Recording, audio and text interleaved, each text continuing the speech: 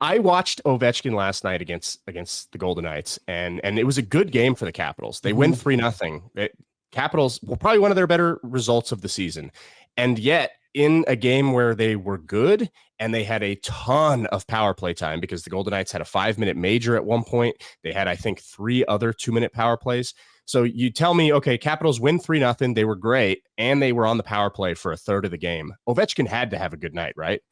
He was invisible. I did not notice Alex Ovechkin in the entire game, except for when there was an empty net and he had a chance to score and he fell down. It literally would have been a goal if he just wouldn't have fallen down skating on I his didn't own see with that. nobody touching him. It's painful. Their power play, I look at the stats and I go, wow, Washington's power play is 7.9% on the season. There's no way that's accurate. There had to have been a mistake in the calculations.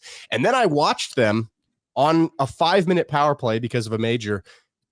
I don't think they had a dangerous opportunity in that 5 minutes or in the other 6 minutes of the other power plays. The Capitals power play is so bad right now. And Busted. it hasn't been this amazingly like high octane power play that passes it around. They basically have just given it to Ovi and he scores. And that's why it's been good for so long. And now suddenly he isn't. And the power play is terrible. So I don't know if it's too early to say, like, we've been saying Father Time's going to catch up to him forever, and it never did. And then now I feel like we finally flipped the page and said, okay, well, maybe he'll never get old and he'll just score forever. And now he is looking a little older. Like, do you think he's old? I've said this on our show, on the Thursday show. The end can come quick. We've seen it happen with elite players time and time again. It happened to guys, and even if you just limit the discussion to Hall of Fame, ultra elite players, it happens quick, man. Joe Sakic is the one that always comes to mind. He was high end, maybe not MVP caliber, but still putting up points by the bucket load, and then it was like, that was it. Gone. Yep.